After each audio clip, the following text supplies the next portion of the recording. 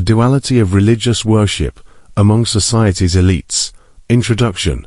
Religious systems across history have operated within dualities, light and dark, good and evil, male and female, sacred and profane.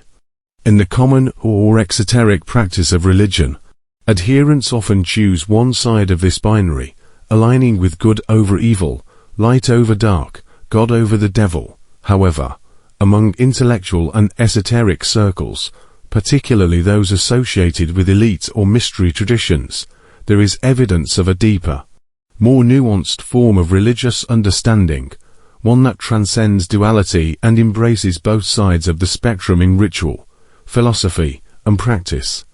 This report investigates this hidden layer of religious expression, exploring how and why dualities are reconciled rather than rejected by the initiated elite. The binary structure, a common religious framework. In most world religions, duality serves as a moral compass. The duality of good versus evil, righteousness versus sin, light versus darkness, divine truth versus ignorance or deception. Red versus blue, often symbolic in politics, esoteric color use, or cosmic forces. Male versus female, gendered aspects of divinity. 𝗖𝗆𝗶𝗶𝗴𝗲 versus 𝗏, monotheism versus perceived paganism or idolatry. Exoteric versus esoteric, outer teachings for the masses versus inner teachings for the initiated, is used to guide behavior, belief, and community identity. These opposites create a clear dichotomy for the layperson, who is taught to align with the good and reject the evil, the initiated, and the reconciliation of opposites.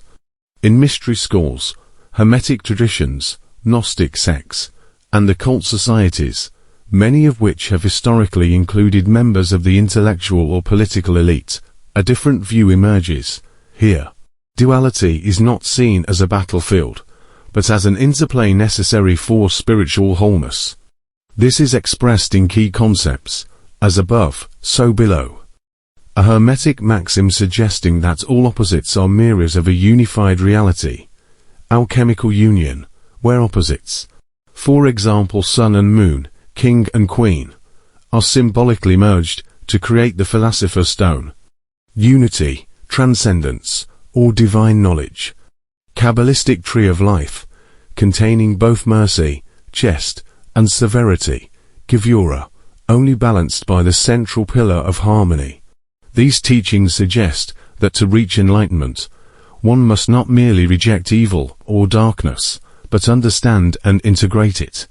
Rituals among initiates may reflect this through symbols that combine opposing forces, serpents and doves, suns and moons, male and female energies, to become one, transcending the binary.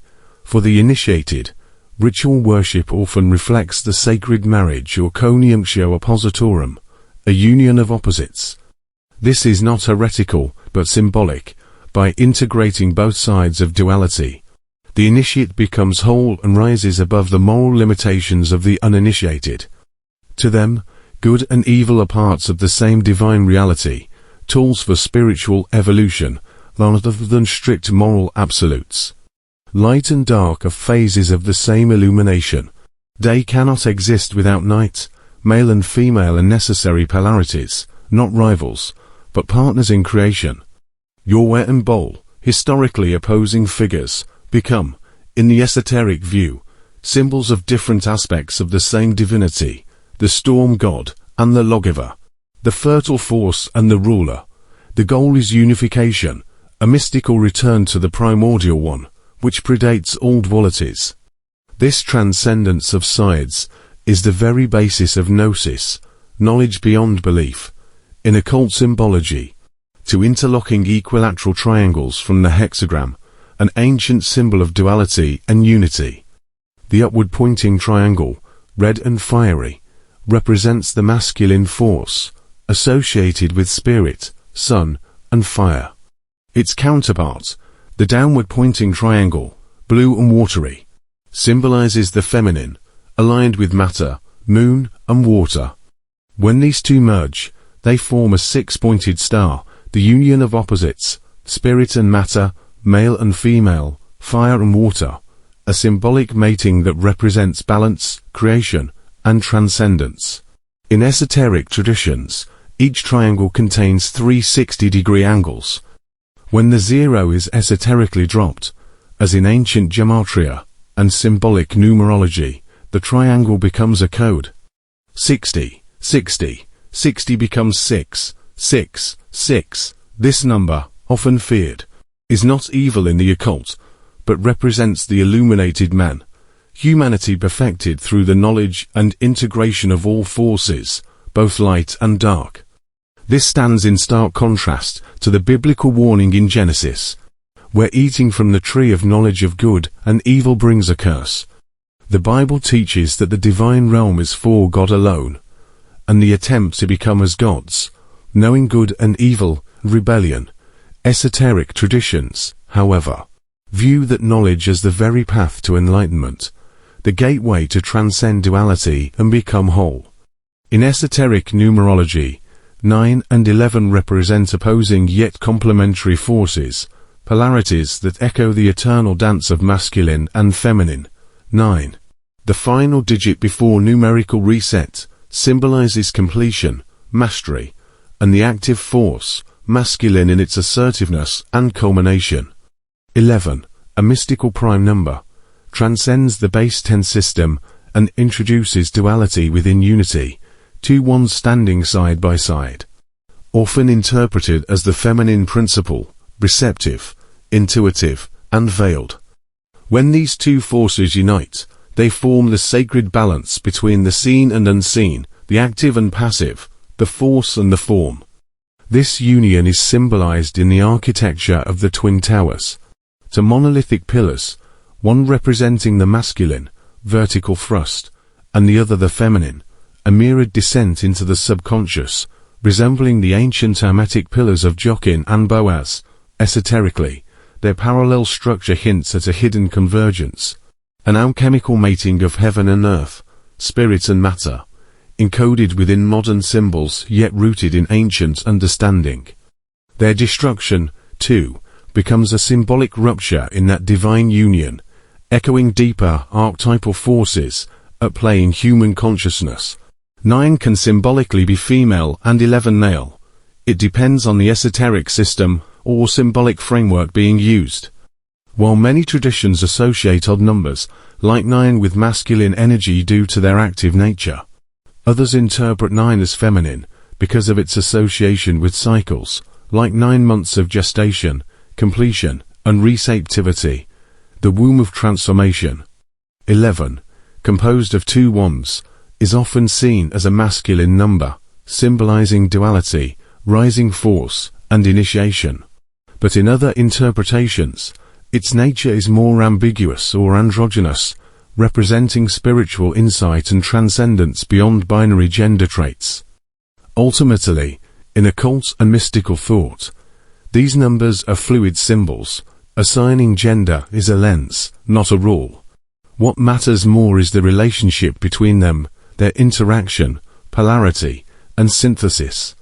9 can be female and 11 male, or vice versa, especially if that symbolic pairing better expresses the concept of union, polarity, and transcendence in a given ritual, system, or philosophical model. Esoteric versus exoteric worship. This division lies at the heart of elite religious thought. The exoteric tradition serves the masses, offering comfort, moral structure, and communal identity.